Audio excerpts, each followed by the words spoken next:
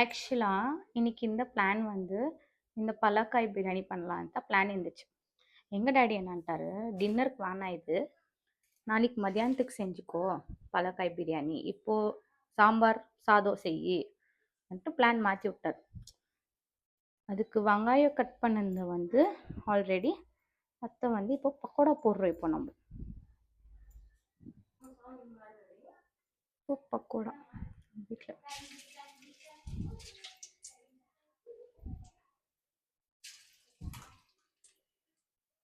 இப்போ இது last round pakoda.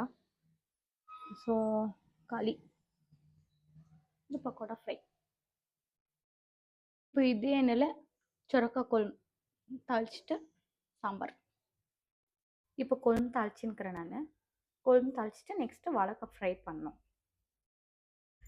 இப்போது வாழைக்காவை வந்து ஃபிஷ் ஃப்ரை மாதிரி மசாலா போட்டு தவாவில் ஃப்ரை பண்ண போகிறேன். ஸோ வாழைக்காய் ஃப்ரை வந்து இந்த மாதிரி சாப்பிட்டா தான் எனக்கு இஷ்டம். ஃபிஷ் ஃப்ரை மாதிரி மசாலா தடவி. வாழைக்காய்க்கு மசாலா தடவி வச்சாச்சு. இப்போ இது ஃப்ரை பண்ணோம். வாழைக்காய் ஃப்ரையும் ரெடி.